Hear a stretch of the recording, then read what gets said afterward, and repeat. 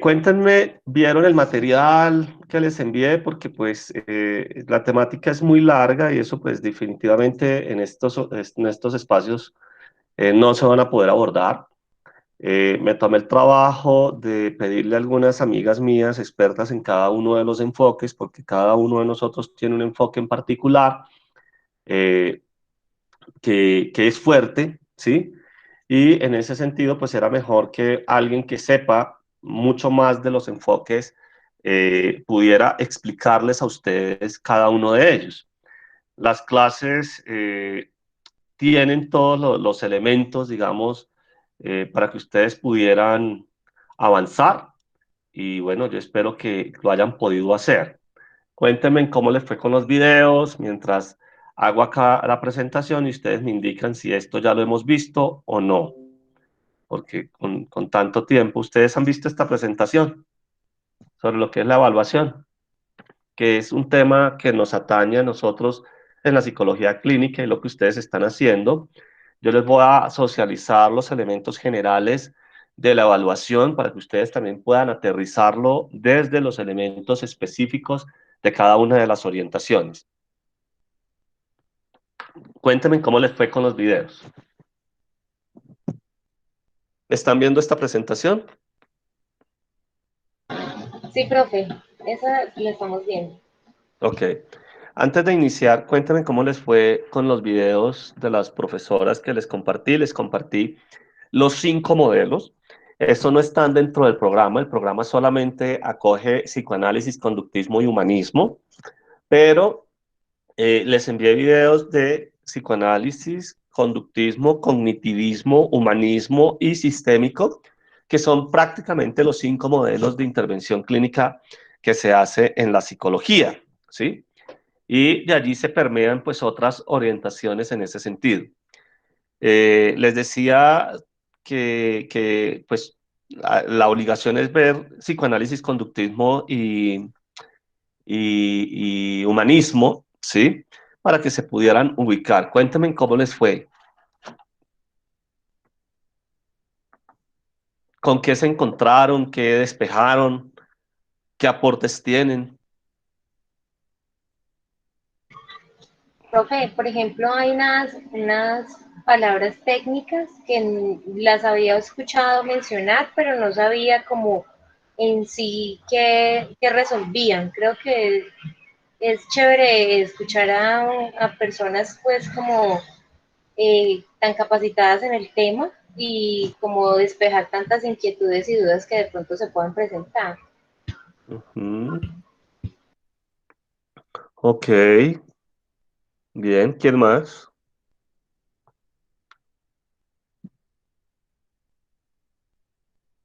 Sí, sí, sí vieron los videos,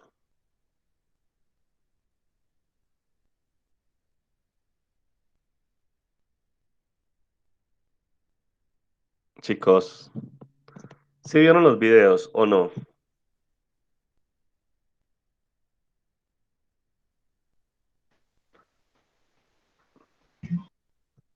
¿Ese silencio qué es? ¿Que sí o que no?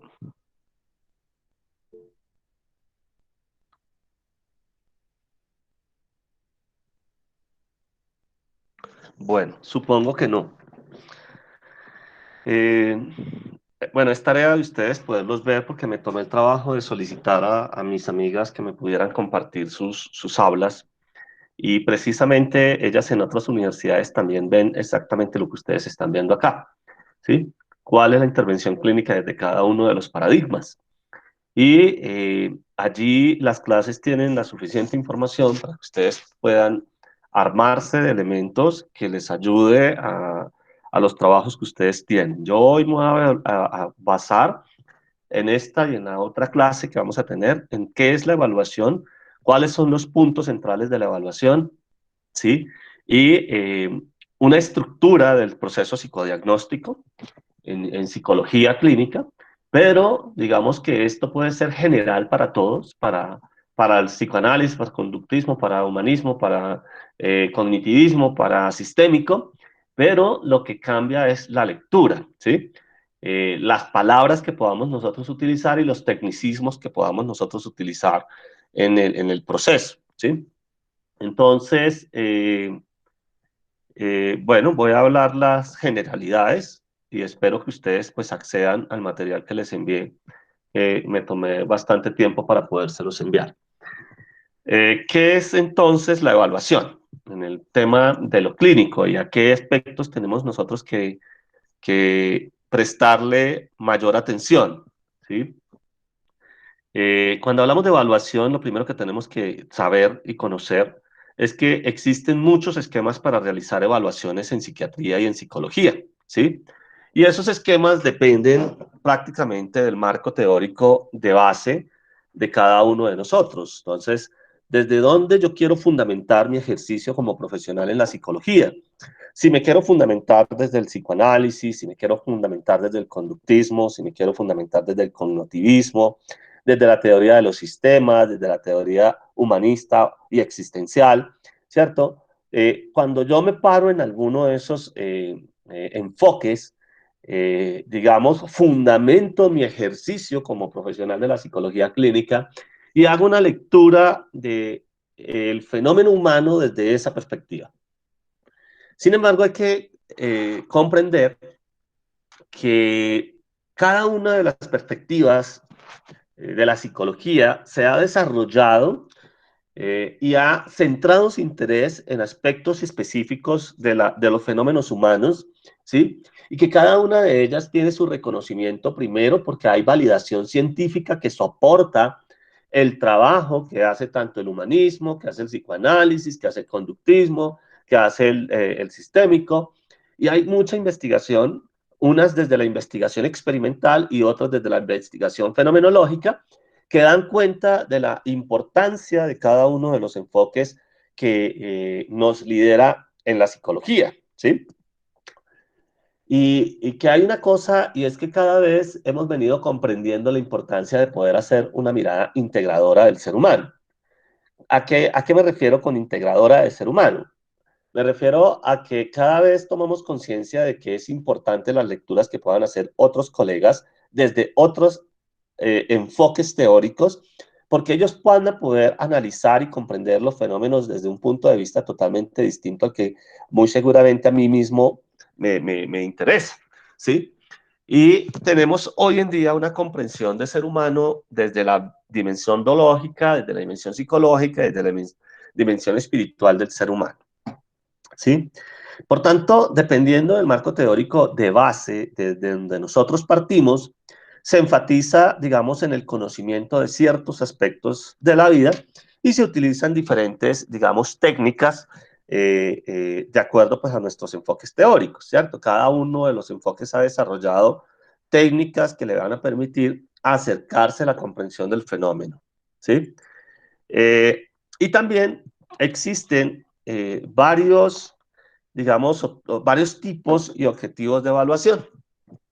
Así como existen posturas teóricas distintas para ubicarnos en la evaluación, también existen tipos de evaluación, ¿cierto? Porque a nosotros los psicólogos nos buscan para evaluar, por ejemplo, el examen mental, para evaluar las habilidades cognitivas, para evaluar el desempeño académico, para evaluar, ¿sí? Hay distintas opciones de evaluación y dependiendo de la opción de la evaluación, el proceso va a ser más simple o más complejo de acuerdo a la demanda de ayuda que se solicita, ¿sí? En ese sentido, vamos a encontrar que existen evaluaciones que podemos hacer de una sesión o existen evaluaciones diagnósticas que se nos van a tomar 4, 5 o 6 sesiones, ¿sí? Dependiendo del objetivo y dependiendo de la complejidad de aquello que nos están solicitando o lo que la persona está buscando en ese sentido. Encontramos varios tipos de evaluación, la evaluación general, la evaluación de urgencias, la evaluación por interconsulta y otras evaluaciones que nosotros tenemos que tener como en cuenta que va a abarcar parte de la psicología clínica en ese sentido, ¿sí? Hablemos acerca de la evaluación general, que aparece acá en esta diapositiva. La evaluación general es el mejor, digamos, ejemplo de evaluación en la que se realiza por lo general a través de algo que se denomina en los contextos de salud como la consulta externa o como cuando nos solicitan a nosotros ayuda, ¿cierto? De manera independiente. Acá en este tipo de evaluación, la fuente fundamental o la fuente principal de información es proporcionada por la persona que vamos a evaluar, ¿cierto? Por la persona que está interesada por la evaluación en ese sentido, ¿sí?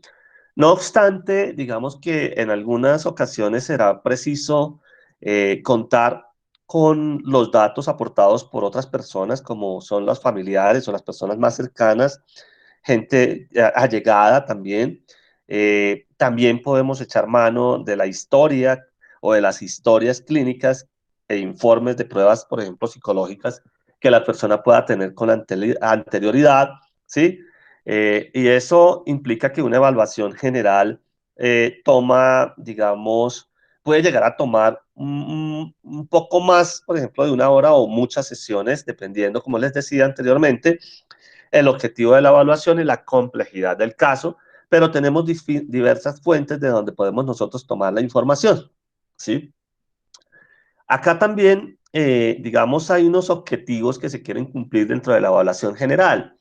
Y es que cuando nos solicitan a nosotros hacer valoraciones, al menos en una valoración general, que determinemos cuál es la condición y la situación que tiene la persona, pues digamos que dentro de los objetivos a abordar, pues está el establecer ante todo un diagnóstico, una aproximación diagnóstica. Preferiblemente vamos a referirnos de esa manera a aproximación diagnóstica, porque hablar de diagnóstico puede llegar a generar ciertos estigmas en la persona y yo creo que una de las cosas que uno debe cuidarse como psicólogo es poder hablar de un diagnóstico tácito frente a una persona, sino aproximaciones diagnósticas, porque eso nos deja como eso nos deja, digamos, un margen de error a través del cual yo puedo decir que me puedo equivocar o que se puede transformar lo que está pasando con la persona. Recuerden que la persona es dinámica y la personalidad se va haciendo estática. En ese sentido, los síntomas que hoy tengo podrían ir evolucionando o mejorando de acuerdo al contexto, de acuerdo a las situaciones en las que podamos nosotros estar inmersos, ¿sí? Por tanto, uno de los objetivos de este tipo de evaluación general, pues es el establecimiento de un diagnóstico, ¿no? Y ese diagnóstico, ojalá que lo podamos hacer nosotros de la mejor manera posible, es decir,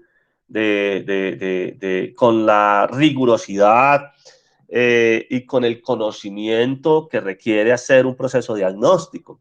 Si hay algo que tiene que saber el psicólogo clínico es que el psicólogo clínico debe de tener mucho conocimiento en distintas áreas, ¿cierto? Tiene que saber sobre psicopatología, tiene que saber sobre semiología, tiene que saber sobre personalidad, tiene que saber sobre sexualidad, tiene que saber sobre cultura, sobre historia, sobre contextos, sobre las subculturas, ¿sí? Tiene que ser muy letrado el psicólogo clínico porque resulta que nos puede llegar una persona desde cualquier parte del país o de otro país, ¿cierto? A la consulta y nosotros vamos a tener que ubicarnos contextualmente.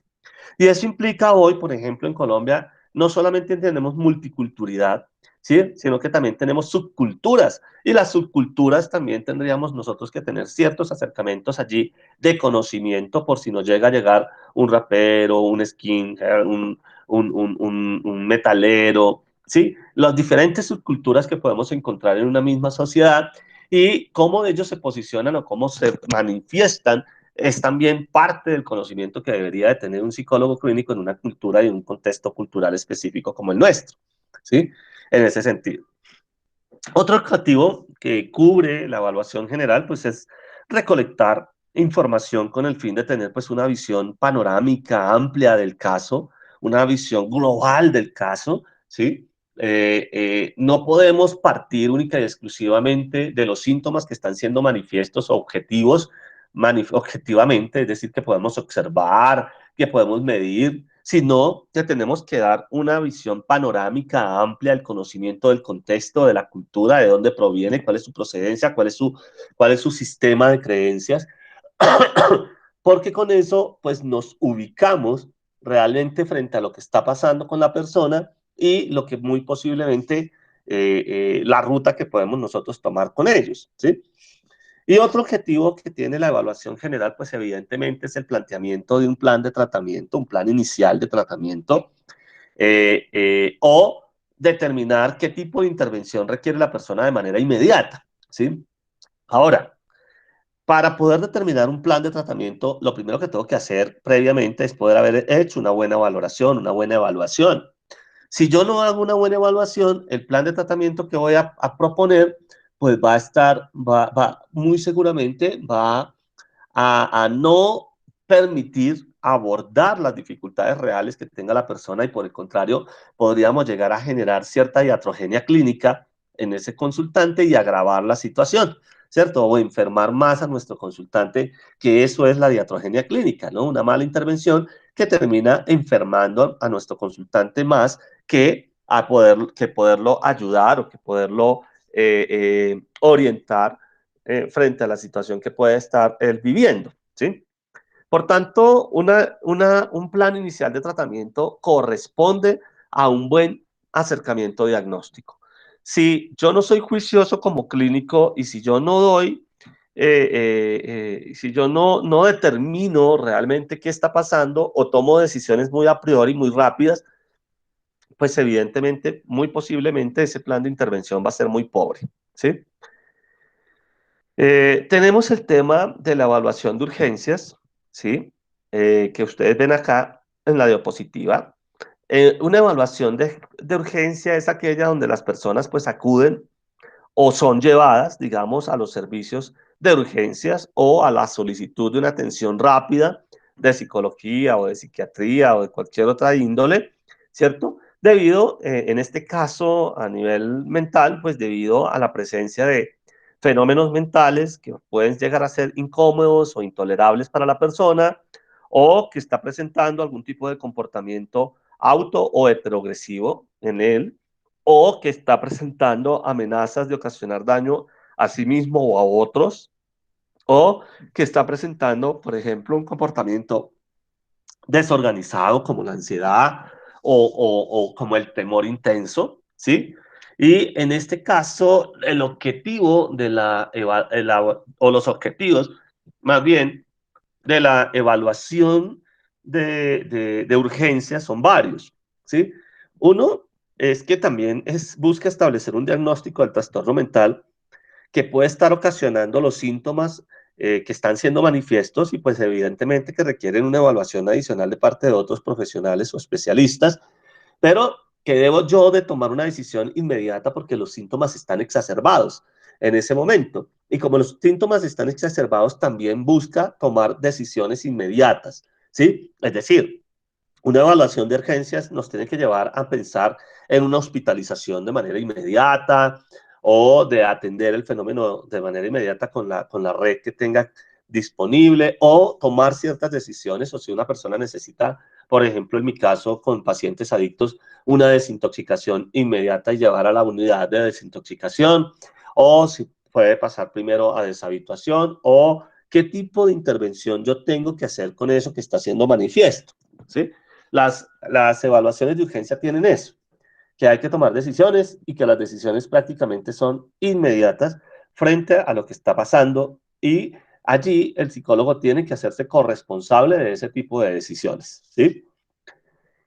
Asimismo, uno de los objetivos en términos de la evaluación de urgencias, pues tiene que ver con identificar, digamos, los factores de tipo social, los factores familiares, económicos, que van a ser, digamos, relevantes para la toma de decisiones en un tratamiento de manera inmediata, ¿cierto? Porque si yo desconozco eso, pues evidentemente la alternativa que yo pueda brindar puede estar muy mal. ¿Sí? Si yo tengo un paciente de estrato 1 en mi consultorio que puede estar atravesando por dificultades bien grandes, y yo le digo a la familia, vaya y lo lleva a la clínica Montserrat en Bogotá, pues hombre, eso es irrisorio porque la clínica Montserrat no lo va a recibir, primero por la estratificación social, dos, porque un día en la clínica Montserrat en Bogotá vale 1.400.000 pesos de estadía diaria, una persona pues evidentemente pobre no va a tener ese dinero, ¿sí? Entonces, yo como terapeuta tengo que ubicarme en las necesidades y en las realidades de mi consultante, para que asimismo yo pueda también ofrecer caminos que le permitan a esta persona atender eso que está pasando con él. Todos los psicólogos clínicos deberíamos de tener como un vademecum allí de cuáles son las instituciones, cuáles son las más económicas, quienes brindan tales servicios, porque eso, digamos, pues va a influir en lo que podamos nosotros estar haciendo, ¿sí?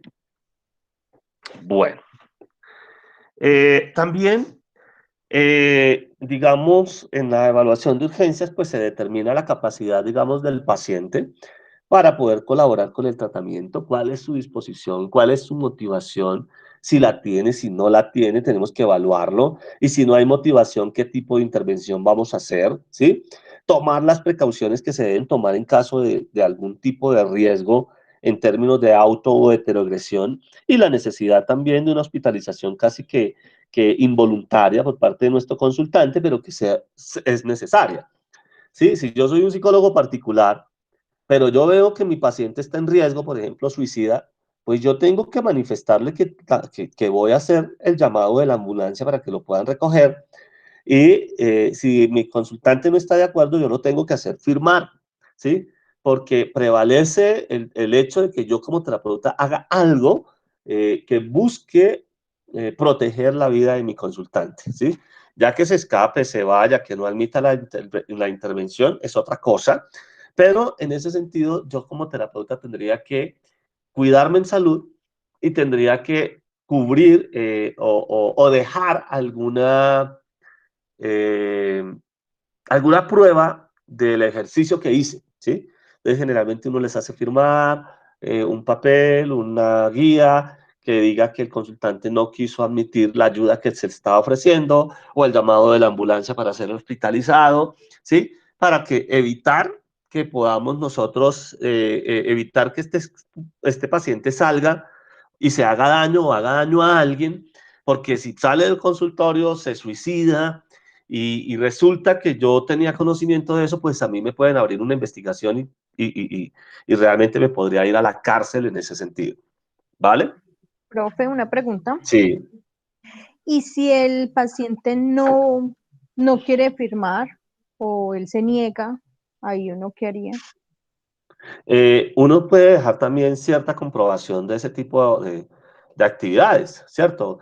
Se hizo la intervención, se escribe en la historia clínica, se hizo la intervención, se le sugirió hospitalización y el paciente no acudió, pero como es una situación de urgencias, ¿cierto? Se supone que yo también tengo los teléfonos de los familiares más cercanos, ¿sí? Papá, mamá, y en ese caso, pues allí uno tendría que romper un poquito esa confidencialidad, porque ¿qué prevalece? Prevalece la vida, ¿sí? Y yo puedo decir, mira, se le indicó a su hijo, a su primo o a su hermano la hospitalización porque está en un proceso de planeación del suicida, evidentemente está depresivo y necesitamos hacer algún tipo de abordaje y su hijo no ha tomado esa decisión, no quiso firmar y hay que comunicar y tomar opciones con relación a eso, ¿sí? Porque si no, pues si se va a violentar con nosotros, pues nosotros también tenemos que prevenir ese tipo de cosas.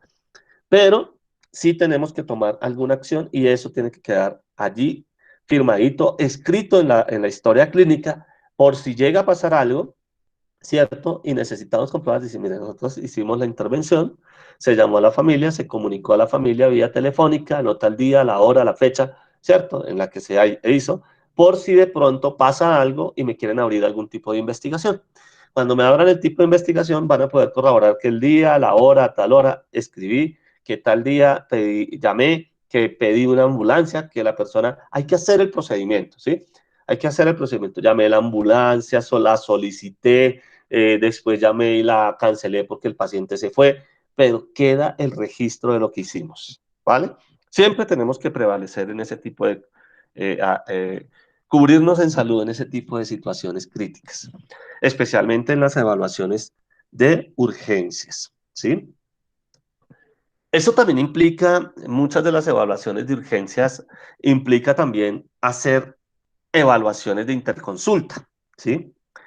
¿Qué son las interconsultas? Pues las interconsultas son evaluaciones que nosotros solicitamos por otros profesionales de áreas de la salud diferentes a la nuestra. Es decir, con psiquiatría, que generalmente nosotros solicitamos pues el tema de la valoración psiquiátrica, o de la nutricionista, o del médico general, o de las personas que consideremos son importantes dentro de un proceso terapéutico, ¿cierto? Por ejemplo, yo que trabajo con pacientes adictos en mi clínica, eh, muchas de las interconsultas que yo hago está psiquiatría, toxicología, nutrición, trabajo social, trabajo ocupacional, odontología, porque a mí me gusta que la persona que entra a un proceso de tratamiento no solamente vea que está cambiando su dimensión cognitiva o su dimensión emocional, sino que para apoyar ese proceso de transformación cognitiva emocional, lo vea acompañando con otro tipo de cosas, rehabilitación nutricional, rehabilitación oral, ¿sí? Que la persona se vuelva a ver como estaba antes. Y eso puede ser trabajo también nuestro en todo el proceso de interconsulta, bien sea en una situación de urgencias o bien sea porque es necesaria para el desarrollo de la terapéutica que estamos nosotros llevando a cabo con un paciente en particular, ¿vale? Eh, y tenemos otro tipo de evaluaciones por las cuales también nos buscan mucho a nosotros, ¿sí? Hay evaluaciones, por ejemplo, cuya finalidad es resolver asuntos legales, ¿sí?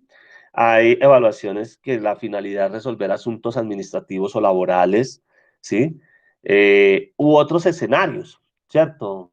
Evaluar la conducta suicida, evaluar la conducta antisocial, evaluar la conducta, los trastornos de la personalidad. Bueno, hay múltiples formas o solicitudes, más bien que formas, de evaluaciones, y cada una de esas solicitudes va a tener un objetivo específico, ¿sí? ¿Qué es lo que la persona quiere? ¿Qué es lo que la institución nos está solicitando? Y la evaluación se va a centrar en ello. Cuando son evaluaciones que no ameritan un caso complejo, pues en una única sesión uno la saca, ¿sí? Por ejemplo, a mí hace como un mes me llamaron a solicitar una valoración de una señora de 90 años porque estaba en el juzgado para firmar una herencia, ¿sí? Ella estaba dejando su herencia y el juez, el notario, quería saber si la señora gozaba de una buena salud mental para poder firmar la escritura de la herencia, ¿sí? Que era bastante platica. Eh, pero, por ejemplo, en esa valoración yo le dije, no, por la condición de la edad de la señora, los 90 años, yo no puedo hacer una valoración completa del estado mental en una sola sesión.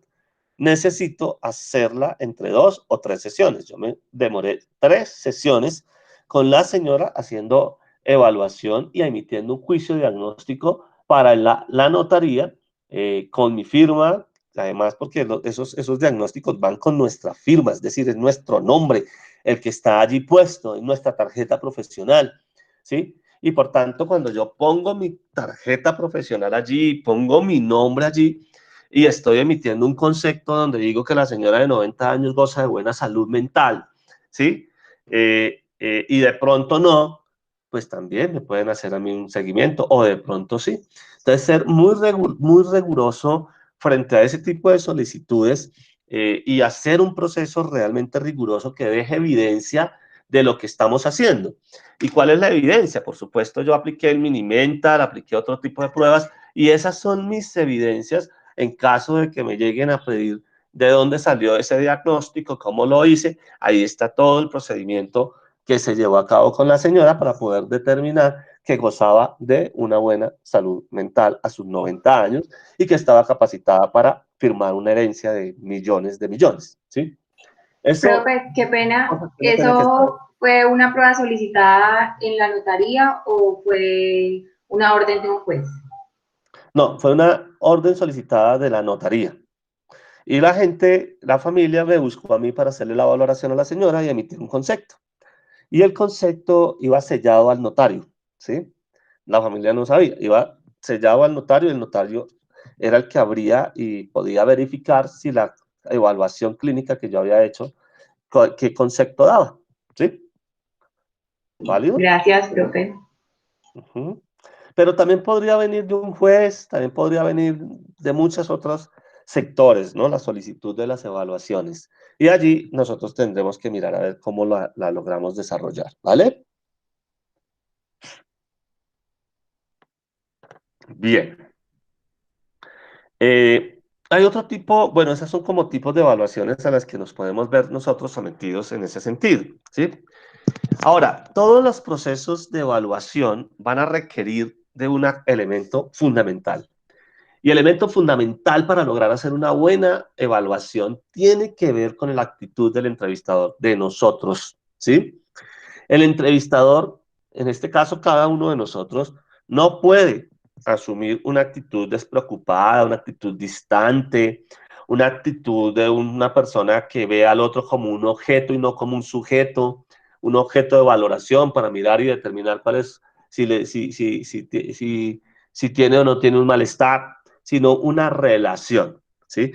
Una de las cosas más importantes que puede garantizar que las valoraciones que nosotros estemos haciendo estén bien es el establecimiento de la relación terapéutica, de la confianza, de la seguridad que le podemos nosotros generar a aquella persona que va a ser evaluada, ¿sí?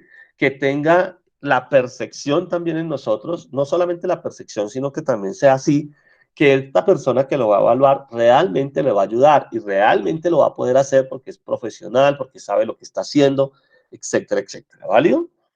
En ese sentido. Al fin y al cabo, digamos, si en nuestro consultante o la persona que está allí se siente confiado, pues va a poder hablar más sinceramente y expresar pensamientos y afectos que de otra manera pues tendería a reservarse, a guardarse. Y eso puede pasar mucho en los procesos de valoración, ¿sí? Que si el paciente no genera la suficiente confianza, no le brinda seguridad al terapeuta, este personaje o va a simular y nos va a dar una información para darnos contentillo o sencillamente vamos a llegar a un diagnóstico totalmente falseable, ¿sí? Por tanto, una tarea fundamental del terapeuta es poder establecer esa relación terapéutica, una relación basada en la confianza, una relación empática profunda, una relación de valor para con nuestro consultante, de valiosidad para nuestro consultante, ¿sí? Que pueda garantizar de alguna u otra manera que la intervención que vamos a hacer nosotros, pues realmente va a tener impacto y realmente vamos a tener la información que necesitamos para que la evaluación en sí misma obtenga los frutos que nosotros queremos, ¿vale?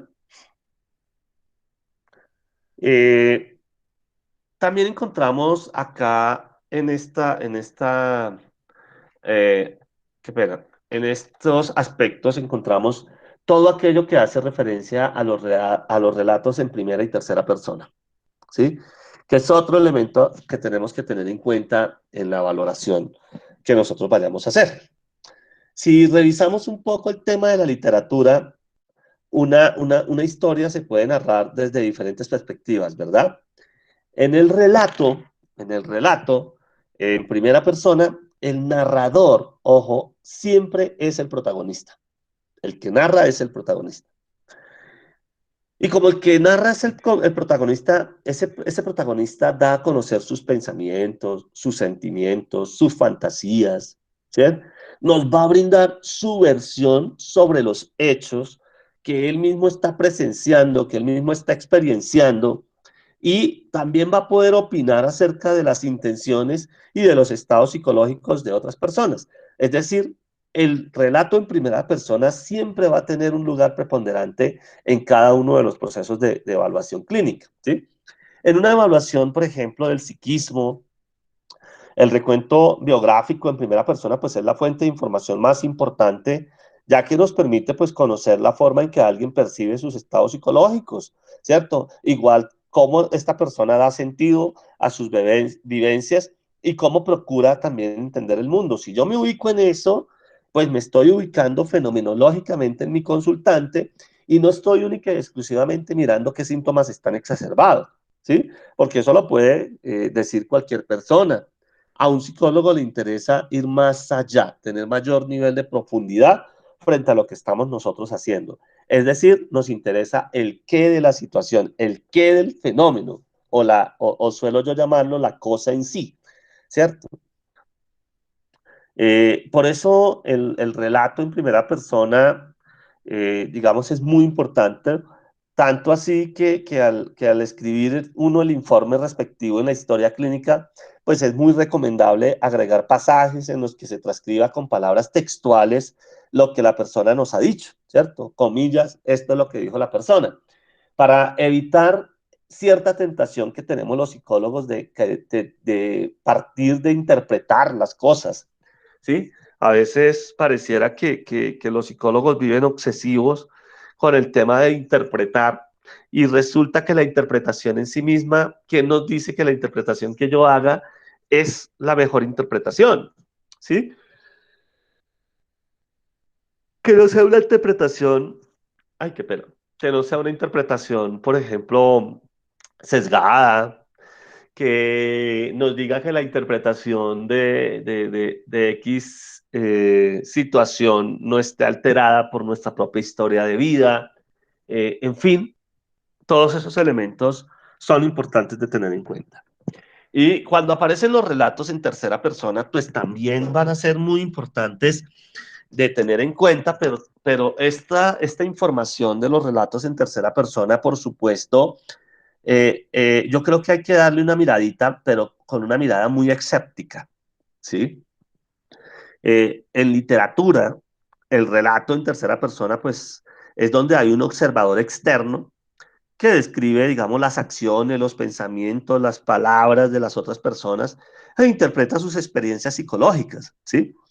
En una evaluación, digamos, se acude preferentemente a terceros que relaten lo sucedido al paciente, ¿cierto? Cuando el paciente mismo no puede, digamos, brindar información debido a que está comprometido su estado de conciencia, debido a que de pronto está en una situación de mutismo, de inquietud, de hostilidad muy marcada o de desorganización del pensamiento que no nos permita a nosotros hacer el sondeo directamente con esa persona y que requeramos de alguna manera una información externa, de un agente externo, como puede ser los padres, como puede ser la escuela, como puede ser el trabajo, los amigos, etcétera, etcétera, pero viendo esa información muy escépticamente en la medida que la información que está siendo brindada por terceras personas puede estar muy sesgada también por la percepción que ellos puedan tener. Es decir, las percepciones, si en un mismo fenómeno todos vivimos la situación de manera distinta, ahora imaginémonos cómo una información puede ir cambiando a lo largo de una cadena que puede llegar a ser muy larga, ¿sí? Por eso digo que esa información de terceras personas vale la pena tomarla con cierto escepticismo, no como una tabla rasa, porque evidentemente pues podría llevarnos a un diagnóstico inapropiado, ¿sí? A un diagnóstico inapropiado. Tenemos una serie de tópicos también en el tema de la evaluación general, ¿sí? Recuerden que las evaluaciones tienen diferentes alcances según sea su propósito, ¿no? Si bien, digamos, la evaluación general cubre un grupo bastante grande de tópicos, pues la profundización en el conocimiento de cada uno de ellos, pues varía según también el interés que se tenga en algún caso en particular, donde muy seguramente nos vamos a centrar más en un tema que en otro, y eso va a ser importante tenerlo en cuenta. Dentro de los tópicos de la evaluación general, pues encontramos el tema de la identificación, ¿cierto? Los datos de identificación, pues nos proporcionan el resumen, digámoslo así, demográfico del paciente y nos permite ubicarnos en la persona, ¿cierto? Ubicarnos quién es, de dónde proviene, qué hace. Por tanto, en la identificación, que es por lo general la primera parte de una historia clínica, pues allí tomamos el nombre completo, el documento de identidad, su número de historia, que por lo general si somos particulares es el número de la cédula, o si somos una entidad de salud, pues evidentemente ellos tienen una nomenclatura totalmente distinta que registran en la Secretaría de Salud y la Secretaría les avala el tipo de nomenclatura que vayan a utilizar en las historias, ¿sí? Conocer también la fecha y lugar de nacimiento, pues eso nos ubica de alguna manera el origen, de dónde proviene este señor, la edad, la procedencia que estaba diciendo anteriormente y la residencia, porque yo puedo tener una procedencia del Meta, pero mi residencia toda la vida ha sido Bogotá, ¿cierto? Desde los 3 años vivo en Bogotá y tengo hoy 40, entonces, ¿eso qué impacto puede tener, no? El estado civil de las personas, la ocupación, el sexo, pero no solamente el sexo biológico, sino también el sexo psicológico de la persona que está siendo tratada, que es un aspecto que no podemos dejar pasar, que es relevante, que es fundamental y que a veces pareciera que los psicólogos sufrieran cierta pena o culpa ahí neurótica que no les permite preguntar eso, ¿cierto? Uno a veces comete el grave error de decir, ah, hombre, ah, mujer, porque sabemos que el hombre pues tiene un pene y la mujer tiene una vagina y entonces ya los vamos clasificando. Pero lo que no podemos saber es si ese hombre o esa mujer se identifica con un sexo psicológico igual, ¿sí? O si se identifica con un sexo psicológico distinto, porque eso puede pasar, ¿sí? Por tanto, esto también cobra una importancia importante dentro del proceso clínico y el proceso diagnóstico que podamos nosotros estar llevando a cabo, ¿sí? Eh, el tema de la religión también va a tomar gran importancia. Primero porque nosotros no tenemos que partir de nuestro sistema de creencias, siempre partimos del sistema de creencias de nuestro consultante. Si yo soy ateo como terapeuta, yo no le puedo decir a mi consultante, ¿sabe qué? No me hable de ese Señor Dios porque yo no creo en él. No, porque el problema no es lo que uno crea como terapeuta. El problema es lo que para nuestro consultante es significativo, es importante y lo ha atravesado a lo largo de su historia. Por tanto, conocer la religión también nos ubica un poco en cómo es la persona, cuáles son las experiencias que ha venido creando y muy posiblemente también nos puede dar una ruta para la intervención, ¿vale? Eh, También en los temas de identificación pues está el lugar y la fecha donde se realizan cada una de las entrevistas de evaluación, las fuentes de información, de dónde estamos obteniendo esa información, si son fuentes primarias o si son fuentes terciarias, ¿sí? ¿Cuál es el contraste entre una y otra?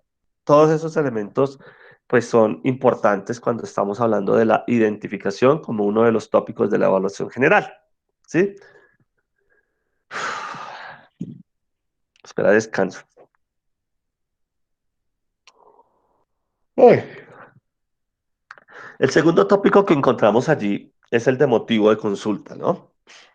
El motivo de consulta está, digamos, fuertemente relacionado con el propósito de la evaluación, ¿vale? Dependiendo del propósito, pues también aparece un motivo de consulta. Incluye, digamos, la queja principal del paciente, ¿cierto? Que debe de ser pues evaluada con suficiente detalle para comprender lo que la persona pues identifica como problemático y la lleva a buscar algún tipo de ayuda y atención, ¿sí? Pero tenemos que tener en cuenta que al describir eh, el motivo de consulta en la historia clínica o en el documento que sea respectivo, es preferible pues anotar textualmente, digamos, eh, eh, las palabras que pueden, pues, que puedan, las palabras de la persona que asiste, digamos, a la evaluación, independientemente de que estas palabras puedan sonar extrañas o irrelevantes y que puedan parecer, sí, extrañas, ¿sí? Si alguien, por ejemplo, no brinda información, pues se registra la versión del familiar o del acompañante y si se considera pues que pueda ser conveniente, se asegura digamos, pues se asegura uno de que alguien o que la fuente que emite el concepto sea pues eh, una fuente confiable, ¿sí? Pero a pesar de que sea confiable, nunca vamos a poder saber, ¿no? Porque la percepción, como les digo, varía, cambia, es distinta en cada una de las personas, ¿sí? Profe, pregunta, y ahí en ese Sí. punto, si el paciente, bueno, no dice, no quiere decir el motivo y lo dice el familiar, uno en la historia clínica escribiría, el paciente no habló o no indicó su motivo de consulta, pero lo comenta su familiar o su acompañante y debe escribir los datos de la persona. Sí, y entre comillas. ¿Sí? Entre comillas. Ah, bueno, gracias. Claro. ¿Por qué? Porque es el dato que está dando una persona externa. Recuerde que están las fuentes primarias y las fuentes terciarias. ¿Sí? Si no hay colaboración del paciente, pues la fuente más práctica es la que está consultando la persona que está a su alrededor, pero que no puede ser tomada como una base, como una tabla rasa, ¿no? Sino meramente una percepción de la familia que ya es una base por donde nos podemos guiar en el proceso diagnóstico. ¿Vale? Gracias, profe. ¿Y se escriben las palabras textuales del paciente o del familiar? Textual, tal cual. De ambos, de ambos. Ah, bueno, El gracias. paciente, fíjate que podríamos encontrarnos que el paciente nos dice una cosa y la familia nos dice otra. ¿Sí? Por ejemplo, pasa mucho con los adolescentes. Y Casi en ese siempre caso que se uno va a escribiría tener un la... adolescente, sí, casi siempre uno que tiene un adolescente, pues entra el adolescente y entran los papás. Y uno se da cuenta que el adolescente puede tener una percepción distinta a la que tienen los papás. ¿Sí? Es tan válida la percepción del chico como la percepción de la familia. Allí nos toca a nosotros, a través del sondeo terapéutico o de la conversación terapéutica, poder ir descartando cuál es la versión más aproximada o quién se ajusta más al tema. Porque, por ejemplo, o a mí me ha pasado, ¿no? Que me llega un adolescente con su familia acá a consulta y la familia casi siempre es la que inicia hablando, ¿no? Y dicen, no, es que mi hijo es un drogadicto, lo pillamos en el baño consumiendo, tiene en su poder una pipa con la que fuma marihuana, y bueno, y para ellos su hijo ya es un drogadicto. Y de pronto uno está observando al pelado y el pelado está haciendo caras, ¿sí?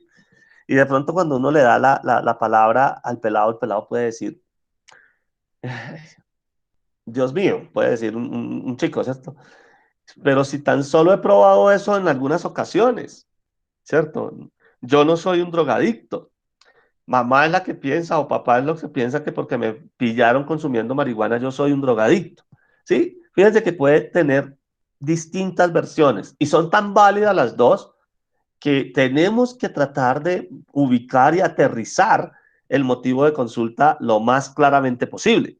¿Cierto? Y en la sesión clínica, pues tendríamos que hacer el ejercicio para poder conocer quién está diciendo o quién está más aproximado a la realidad, si la familia o el pelado mismo. Y eso pues va a ser trabajo del terapeuta en una sesión donde nos encontremos con estas dificultades, ¿sí? En ese sentido.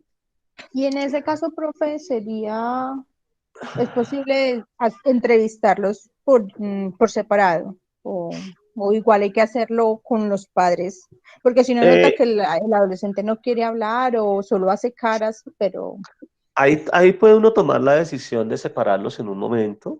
Sí, yo a veces tomo la decisión de decirle a los padres que me esperen afuera mientras converso con él cuando siento la resistencia o no quiere hablar con sus papás, porque ahí a veces le toca a uno generar cierto nivel de alianza con el adolescente, ¿sí? Aliarse uno un poco para poder generar también la confianza con él.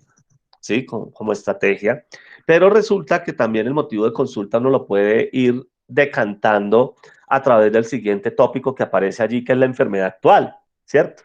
La historia de la enfermedad nos va a permitir a nosotros poder también determinar si ese motivo de consulta está ajustado o no está ajustado, ¿sí?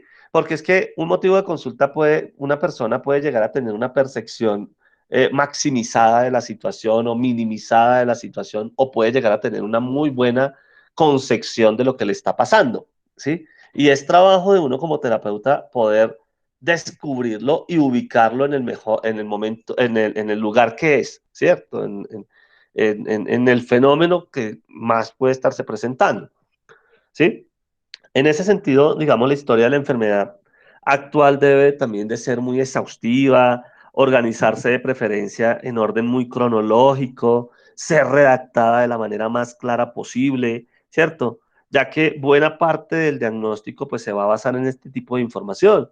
Entonces vuelvo al chico que fuma marihuana y que la familia llegó escandalizada diciendo que su hijo ya es un drogadicto y resulta que en el sondeo uno se da cuenta que el pelado inició hace 6 meses, está teniendo consumos esporádicos, que sí tiene una pipa para poder moler allí, para poder meter allí la marihuana, fumársela, que este pelado tan solo se pega unos plones porque todavía no soporta fumarse un cigarrillo completo de marihuana.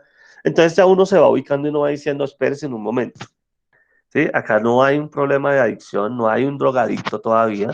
Hay una persona que está enganchada con una sustancia, pero que no es adicto todavía.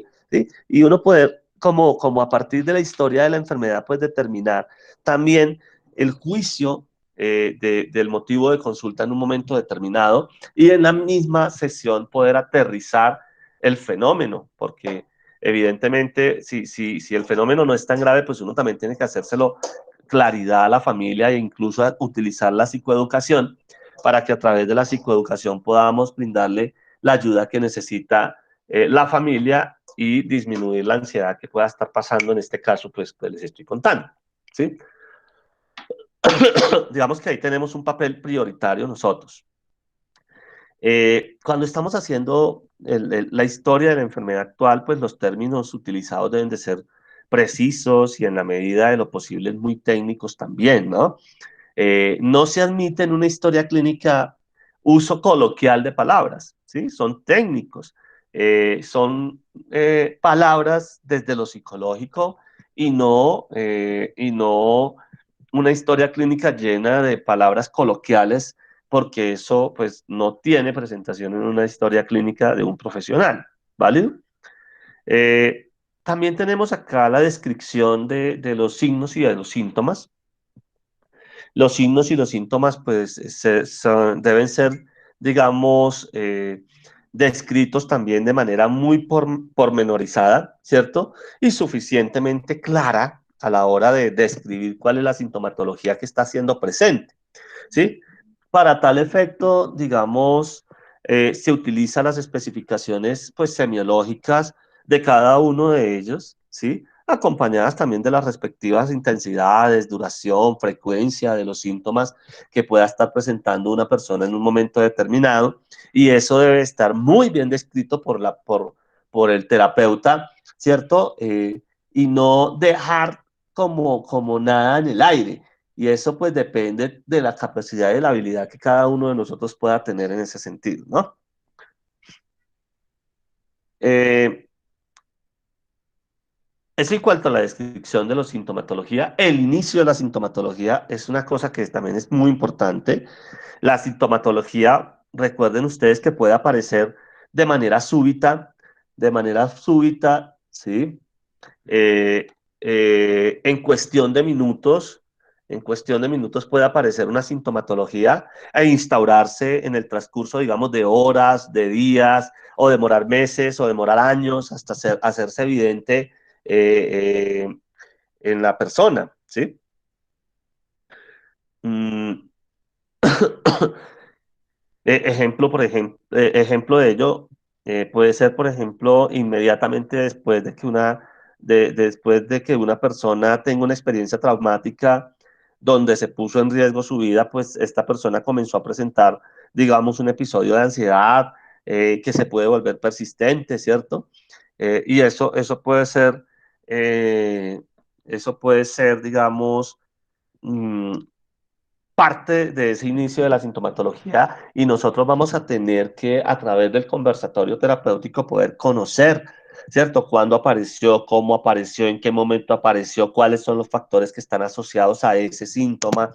¿Sí? Porque no es solamente decir tiene un problema o tiene estos síntomas, sino, digamos, eh, cómo fue que surgieron los síntomas. ¿Sí? También tenemos acá circunstancias y factores que exacerban o atenúan los síntomas. Con relación a eso que les estoy diciendo, pues la sintomatología, recuerden, puede aumentar o disminuir en intensidad de acuerdo con la presencia o ausencia de ciertos factores o circunstancias, ¿sí? En personas, por ejemplo, con abuso y dependencia de sustancias, pues algunos ambientes y algún tipo de música puede incrementar el deseo de consumo, por ejemplo, ¿cierto? En quienes padecen, por ejemplo, la depresión, Si no es muy intensa, las buenas noticias o la visita por ejemplo, de amigos o familiares, pues pueden llegar a generar cierta alegría, o puede ser que si es intensa, el hecho de que llegue gente a quererlo motivar, pues le genera mayor profundidad en la depresión. ¿Sí? Son cosas que nosotros tenemos que aprender a evaluar, a comprender, a explorar dentro de los síntomas. Escuché que sonó algo. ¿Alguien tiene alguna pregunta?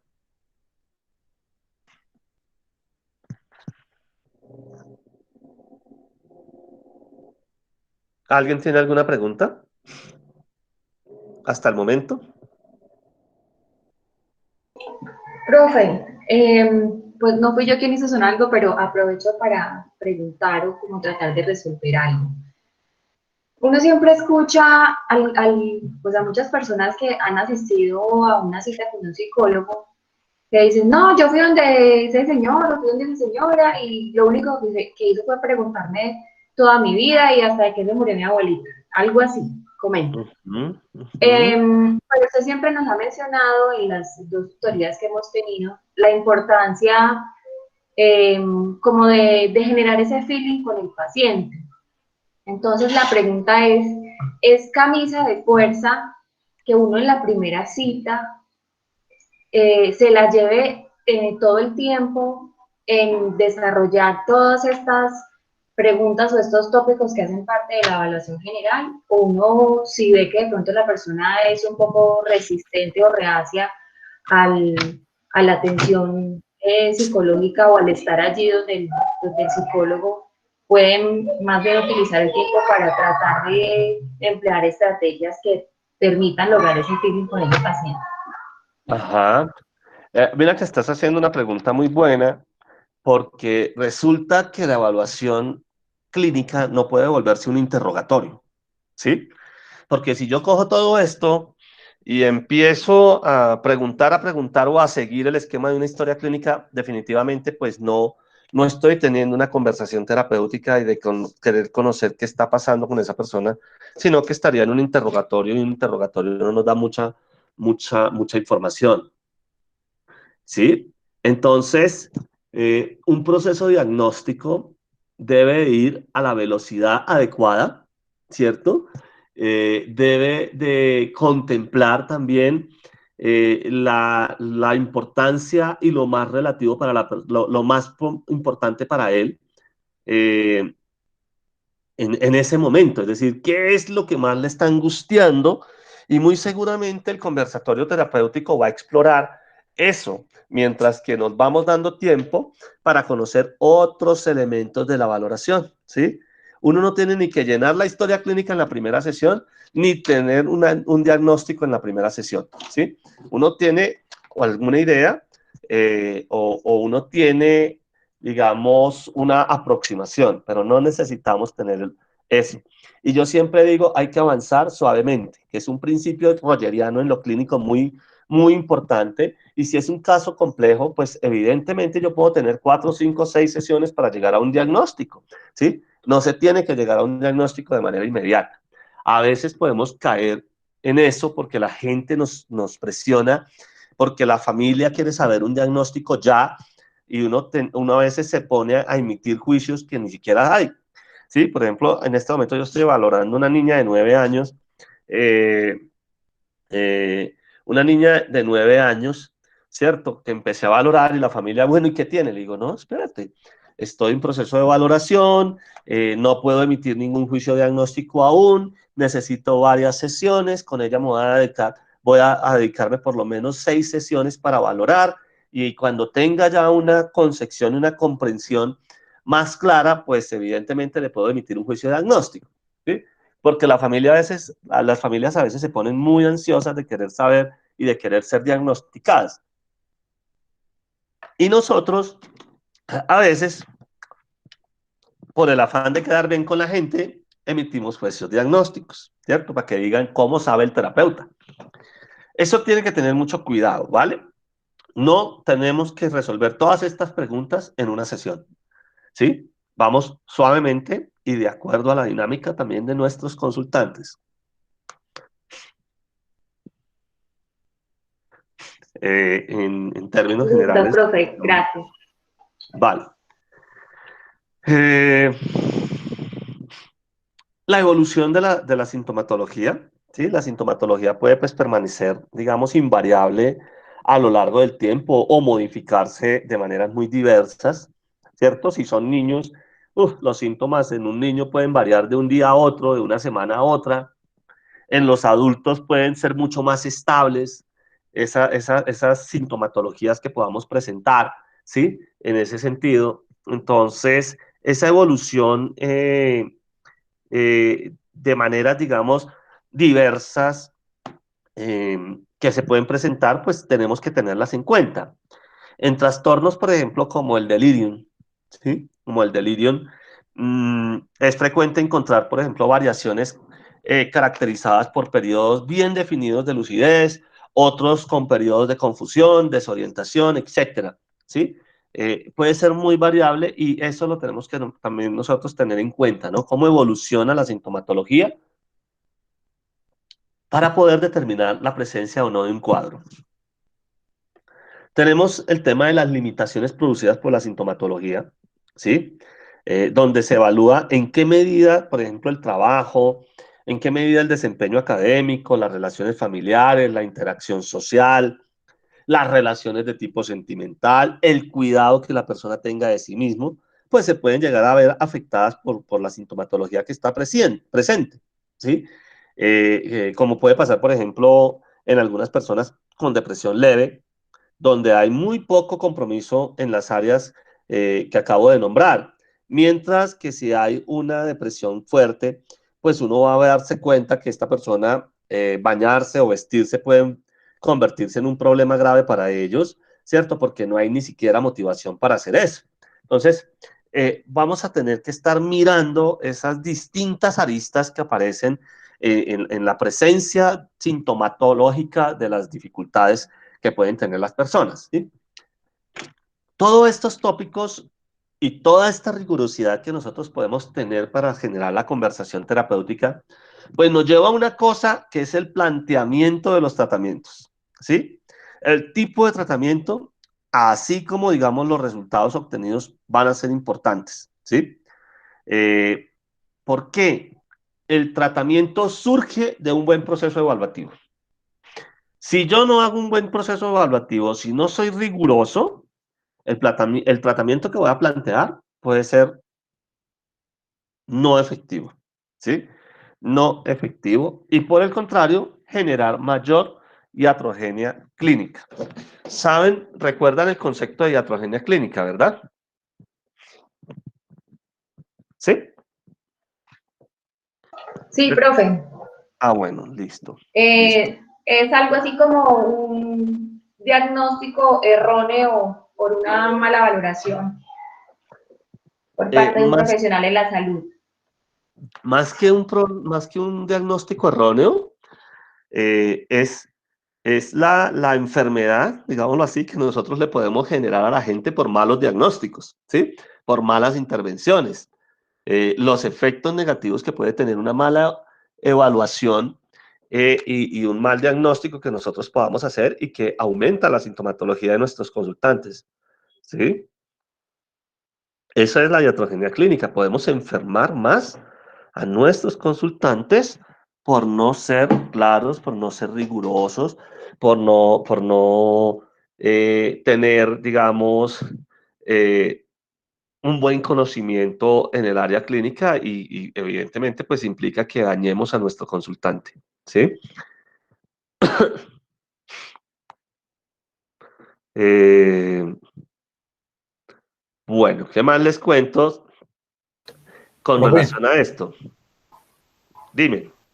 profe, una pregunta con respecto pues al tema que estamos tocando ahorita, cuando los pacientes son internados por la parte de consumo, por la parte de adicciones, sé que hay unos tratamientos y que sé que hay unos periodos de desintoxicación más o menos, o sea, ¿cuánto dura ese periodo y cómo sería? O sea, ¿qué conocimiento tiene usted en esa parte?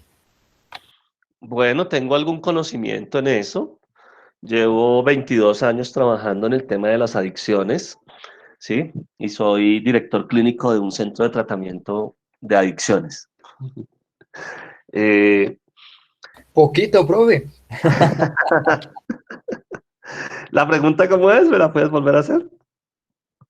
El tiempo, o sea, yo he escuchado que más o menos utilizan como de 15, 20 días cuando hacen, Desintoxicación intrahospitalaria. efectivamente, sí, es exactamente eso es lo que quiero más. No, no es tanto tiempo. Realmente la desintoxicación intrahospitalaria, dependiendo del consumo y la gravedad, puede variar, ¿no? Pero por lo general no supera los 7 días, ¿sí? Por lo general, no superan 7 días de desintoxicación intrahospitalaria.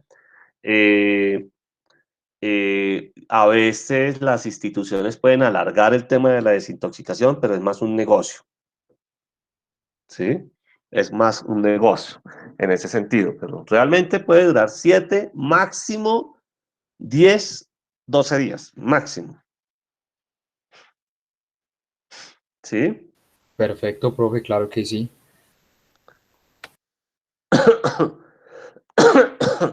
En ese sentido. Y la desintoxicación, pues evidentemente en un proceso de tratamiento de las adicciones, no es más que un primer pasito, ¿sí? No es más que un primer pasito. Ya de en adelante viene todo el proceso de deshabituación que puede durar meses, ¿sí? Años, mejor dicho, puede durar la deshabituación en un paciente, ¿vale? Internado no, ¿no? El internamiento puede durar unos meses, pero el tratamiento de deshabituación puede durar meses o un año o 2 años mínimo, ¿sí? En la OMS se habla de mínimo 5, 7 años de tratamiento de deshabituación, Profe, con ¿vale? respecto, en esa parte, sí, qué pena. Con respecto en esa parte, eh, en algunos, de pronto en algunas instituciones o algo, ese tipo de tratamientos de pronto tienen que, digámoslo que de cierta manera, como someter al paciente, digámoslo que de pronto amarrarlo, tenerlo, pues, sí me entiende, porque es difícil esa parte porque uno escucha muchos comentarios con respecto a eso. Ajá. Pues yo no estoy de acuerdo. Yo no estoy de acuerdo en ese tipo de procedimientos, ¿sí? Porque uno puede hacer un enganche más adecuado, más, llamémoslo así, voy a utilizar una palabra, pero espero que no se me malinterprete, más amoroso, más tranquilo, ¿sí? Eh, y lo que uno tiene que tratar de hacer es un enganche comprensivo de esa persona que está atravesando por esta situación. Si no se da en el primer momento, se trabaja con la familia mientras uno va llevándolo de una manera menos traumática a la toma de decisiones. Y hay muchas técnicas que uno puede utilizar en ese proceso, ¿sí? A tener que llevar a la persona obligada, tener que llevar a la persona sometida, eso no tiene ningún impacto. Jamás va a tener impacto y lo que uno puede lograr con ese tipo de intervenciones es precisamente fortalecer la negación, fortalecer la resistencia al cambio, ¿sí? Y hacer que la persona, por supuesto, se ponga mucho más aprensiva frente al proceso y el tratamiento,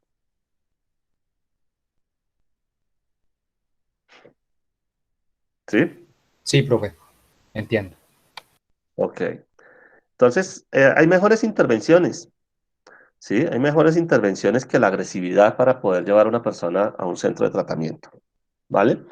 Uno puede trabajar primero con la familia y con la familia ir generando estrategias que permitan que la persona poco a poco vaya tomando la decisión, así sea regañadiente, pero que finalmente la persona tome la decisión, ¿sí? En ese sentido, ¿vale?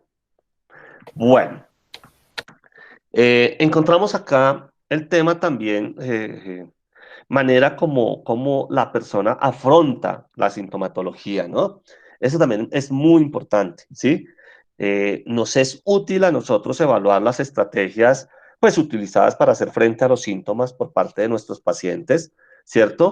Es decir, estamos haciendo aquí uso de la evaluación de las estrategias de afrontamiento que utilizan los pacientes, ¿sí? O mecanismos defensivos o estrategias de coping, dependiendo del enfoque epistemológico, pues vamos a hablar de mecanismos de defensa, de estrategias de coping, de estrategias de afrontamiento, porque todos sabemos que hay jóvenes que pueden tener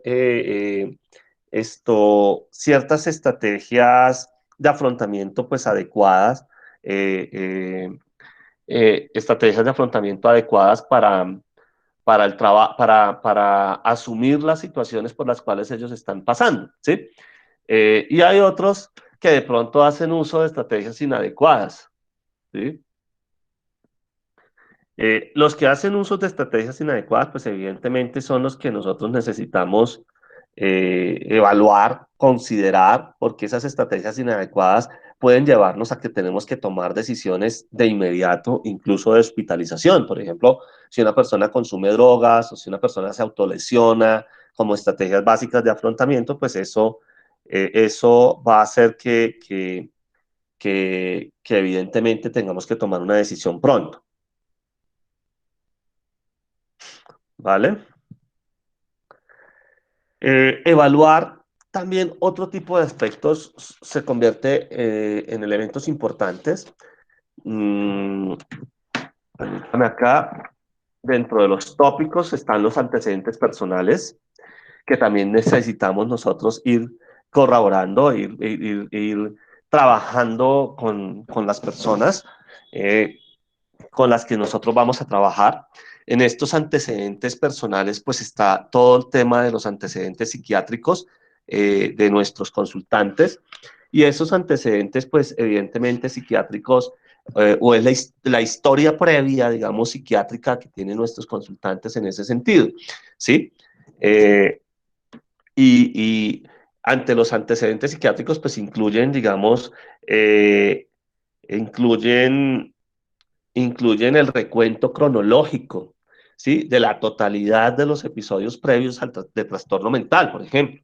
¿Sí? Se especifica, por ejemplo, allí la sintomatología junto con la duración, la presencia, los factores de riesgo desencadenante, los tratamientos que la persona ha recibido, las repercusiones en el desempeño, digamos, laboral, académico, social, familiar, que tienen esas manifestaciones psiquiátricas precedentes de nuestro consultante, ¿sí? Merece una importancia especial el primer episodio que haya presentado el consultante, ¿sí? Ya que puede brindar, digamos, unas claves importantes acerca del diagnóstico y de la evolución del mismo trastorno. ¿Cuándo apareció por primera vez? ¿Cómo se dio el primer episodio? ¿Sí? Y en ese sentido, pues poder nosotros tener un mejor acercamiento. Y esos antecedentes psiquiátricos, no solamente de nuestro consultante, sino los antecedentes psiquiátricos familiares, que son también muy importantes a la hora de hacer una valoración, ¿vale? Encontramos los antecedentes médicos, que son fundamentales, a veces nosotros no los tenemos en cuenta y los omitimos. Y figúrese que en ese sentido podríamos llegar a poner en riesgo a nuestro consultante. Imagínense ustedes si tenemos un paciente que sufre de diabetes, nosotros no lo sabemos, se nos desmaya, le da un episodio diabético en nuestro consultorio y no sabemos qué tiene, pues se nos puede hasta morir el consultante en un momento determinado. Por eso también son importantes esos antecedentes de indagarlos y de revisarlos en el proceso, ¿vale? Mm, los antecedentes acerca del uso de sustancias también es muy, muy, muy importante. Nosotros no podemos dejar pasar esos antecedentes, ¿sí?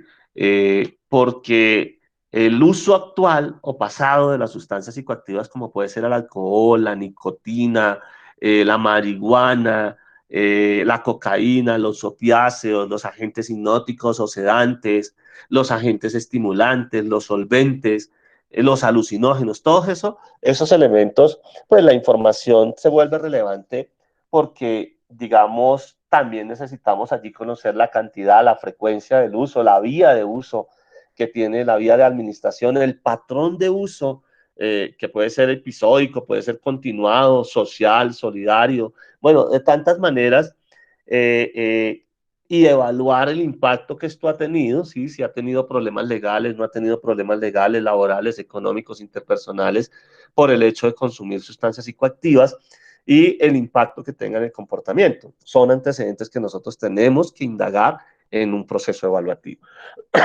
En una época, sobre todo en una época como estas, donde no tenemos por qué tener temor de preguntarlo, cuando sabemos que hay niños de 5 años, 6, 7 años en Colombia consumidores de sustancias psicoactivas, ¿sí?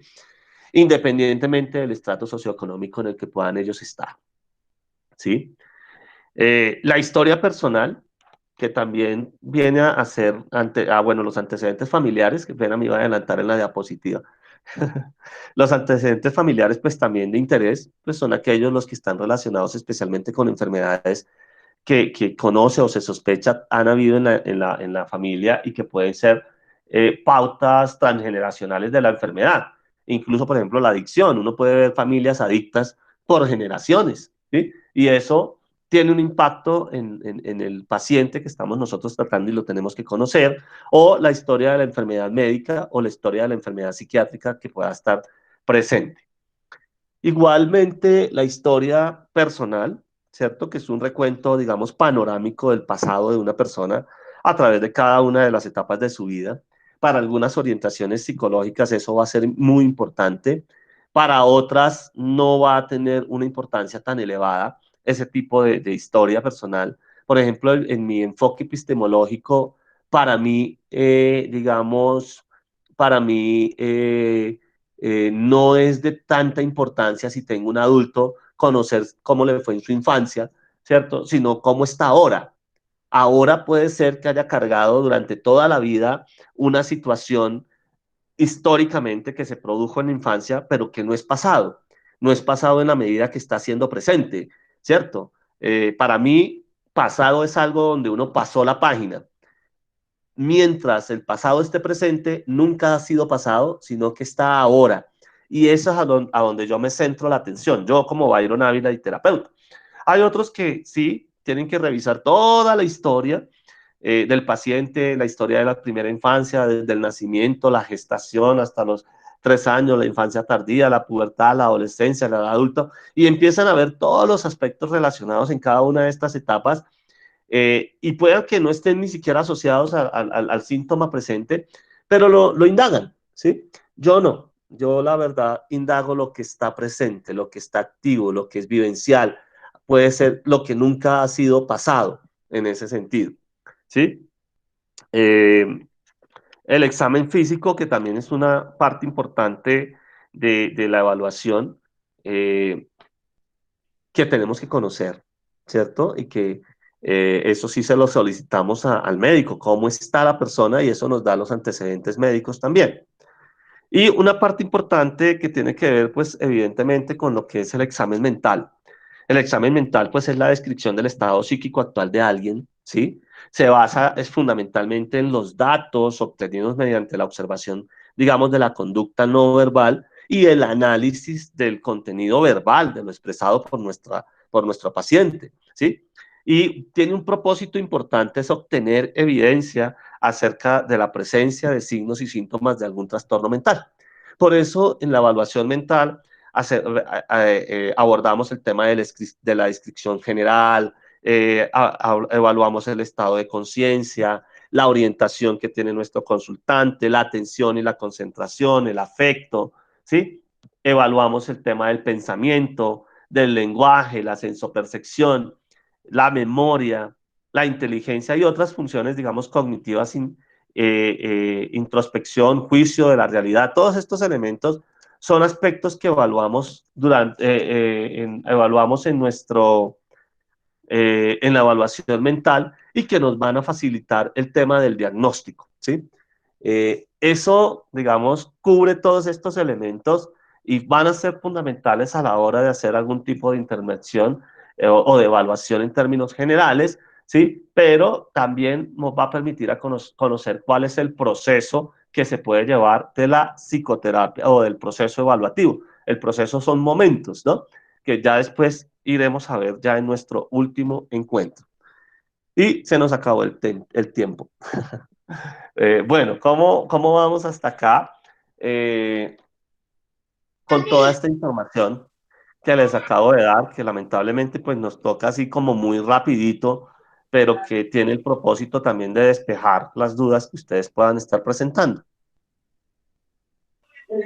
Profe, muy bien, pero yo tengo una inquietud con una de las actividades pasadas que era sobre un informe clínico, porque según salía en la actividad, el informe clínico lo íbamos a hacer como en base a la socialización que hiciéramos en la clase de un quiz que se había habilitado, pero el quiz no nos salía habilitado sino hasta el día siguiente de que la actividad se cerrara. Entonces, por eso mis compañeras y yo preferimos como esperar a esta clase para validar porque pues no nos quedó como muy clara la actividad y creímos también pues que la íbamos como a socializar en esta clase para poder hacer ese informe, pero pues ya la tarea sale cerrada hace ya como 5 o 6 días y no la hicimos pues tampoco en base al otro porque decía que era en base a un quiz, pero el quiz nunca se habilitó, pues cuando él se habilitaba ya se cerraba la, la entrega.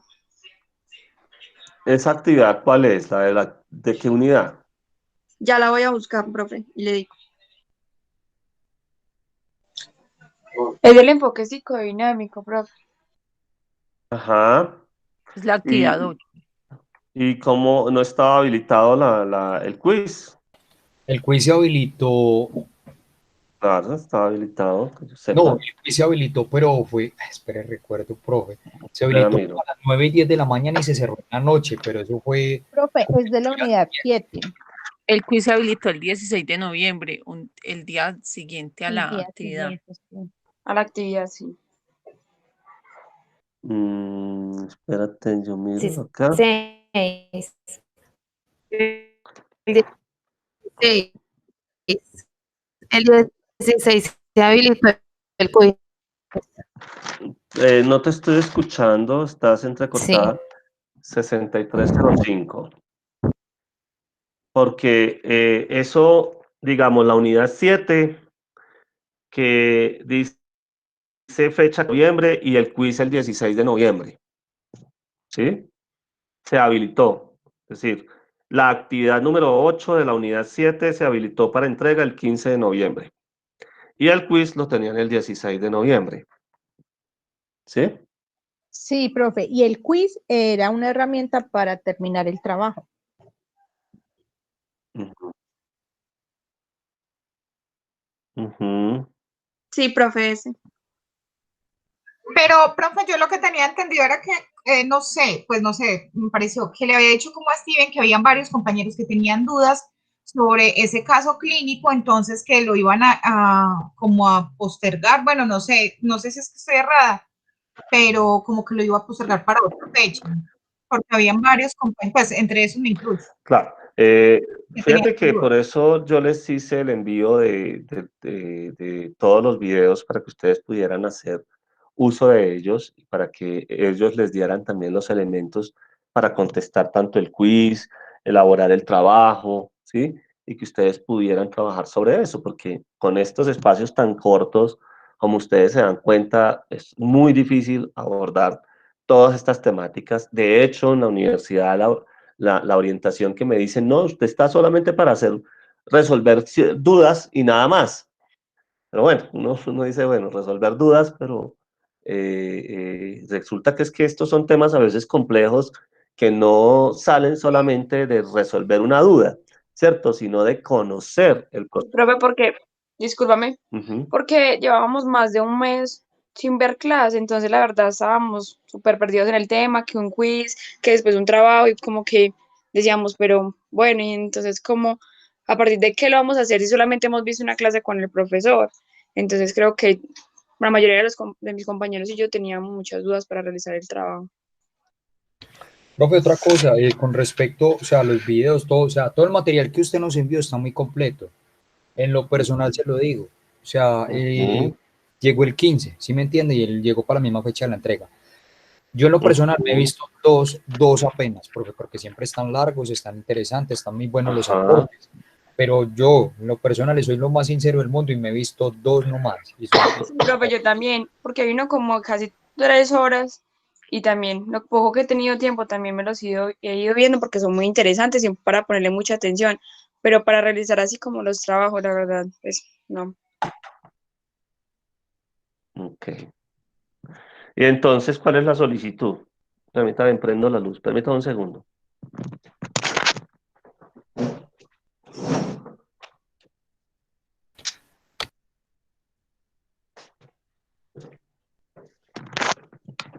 Entonces, ¿cuál es la solicitud de parte de ustedes?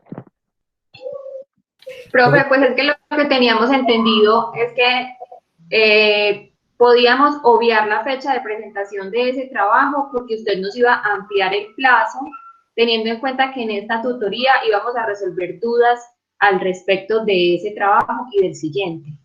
Entonces, la solicitud sería que nos permita presentar ese trabajo en una fecha posterior. Ya. Pero fíjense que al inicio les hice preguntas sobre, cuéntenme qué inquietudes tienen sobre los enfoques, sobre las cosas que han visto y nadie habló, ¿sí? Eh, y bueno, voy a mirar a ver si lo puedo hacer porque, como les conté a ustedes, cuadrar estas fechas, estas son aulas virtuales que no tenemos la autorización para mover. Cualquier cambio de fechas, a mí me toca pasarlo por escrito a la dirección, ¿sí? Voy a intentar a ver si lo puedo correr, pero eso implica que se le van a unir con otras fechas, necesariamente, ¿sí? Necesariamente. Y fíjense que antes de iniciar el tema de evaluación, yo solicité que ustedes hablaran sobre sus inquietudes en ese sentido.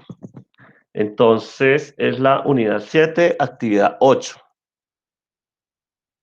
Vamos a ver si me deja, porque si no me deja, no lo van a permitir allá. Espérame a ver. Y lo trato de hacer de una vez, pero se le van a acumular dos actividades.